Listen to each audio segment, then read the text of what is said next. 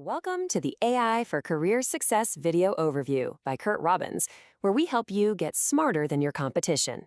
Today, we're diving into a really critical issue playing out in the modern workplace, what's being called the AI efficiency illusion. It's this very tempting idea that we can just swap out junior workers for AI and watch productivity soar. But as we're about to see, the reality is proving to be a lot more complicated and a lot more costly. Our discussion today is grounded in a recent and, I think, very important article from Fast Company. It was published on February 4th, 2026, and it's titled, Companies Replaced Entry-Level Workers with AI. Now they are paying the price. It investigates a troubling trend that's quietly reshaping our workforce. The whole issue really starts with this number, -35%. According to the labor research firm Revelio Labs, that's how much entry-level job postings in the U.S. have dropped since 2023. Now, this isn't just a minor dip. This is a massive structural shift. And you can kind of see the logic behind it, can't you? On the surface, it seems so simple, almost seductive. Why not replace junior roles with AI? The promise was huge: lower costs, faster output, and a leaner, more agile company. But here's the central question we have to ask. What if this chase for immediate efficiency is just an illusion? What if it's hiding some absolutely devastating long-term costs, not just for the companies, but for their employees and for the entire future talent pipeline? Let's dig in. So first, let's really unpack this efficiency illusion. The data is starting to show that while AI can absolutely speed up certain tasks, it often ends up creating a whole new set of unexpected and, frankly, serious problems. The human cost is hitting hard and fast. Take this quote from a mid-level software engineer who used the name Isaac. He describes a scenario that's becoming all too common. Senior staff are burning out because they're absorbing all the junior-level work, but leadership just assumes the AI will do it. This creates a really dangerous cycle of burnout and attrition. And Isaac's experience is not an isolated case. Not at all. Broader research confirms a real crisis is brewing among knowledge workers. A staggering 77% say their workloads are unmanageable, and 84% report feeling digitally exhausted. The efficiency that was promised is translating directly into burnout.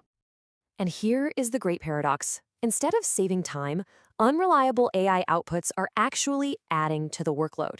A U.S. study found that employees are now spending, on average, an extra 4.5 hours every week just correcting what they're calling AI work slop. Now, when these AI errors aren't caught in time, the consequences for the business are tangible and they are expensive. We're talking about nearly a third of poor AI outputs leading to work being flat out rejected by stakeholders. Over a quarter result in security incidents, and another quarter lead directly to customer complaints. This all points to a really fundamental misunderstanding of what AI is actually capable of. You see, just deploying the technology without understanding its limitations, well, it's like owning a supercar but having no one who actually knows how to drive it. This metaphor from the article really just nails it. AI is an incredibly powerful tool, no doubt, but its value is completely dependent on the human expert who knows how to prompt it, guide it, and check its work. Without that expertise, it can become useless or, even worse, destructive. Let's break this down. AI is brilliant at very specific contained tasks, things like writing code, doing initial research, or handling administrative work. But what it completely lacks are the skills that seasoned professionals spend years developing: strategic design, contextual judgment, and nuanced stakeholder management. You know, the very skills junior employees are supposed to be learning. And so this skills gap creates a whole new type of work that falls squarely on the shoulders of senior staff. This cleanup work means they have to constantly double-check outputs, correct errors both subtle and obvious, and manage the risk when the AI gets it wrong. All of this just completely undermines the original goal of efficiency. The immediate day-to-day problems are serious enough, but honestly, they pale in comparison to a much larger, more strategic threat. We're talking about a demographic time bomb that's being set right now by hollowing out the junior ranks of our workforce. The numbers here are pretty stark. Between 2024 and 2032, we expect over 18 million experienced workers with higher education to retire. At the same time, only about 13.8 million younger workers are projected to enter the workforce with similar qualifications. That creates a massive, unavoidable talent gap. Futurist Callie Williams-Yost puts a very clear timeline on this crisis. She argues that companies have a very narrow window, maybe 5 years, to train the next generation. If they don't, that deep, niche knowledge needed to properly guide AI, it could just vanish. And beyond the skills gap, there's also a hidden cultural cost.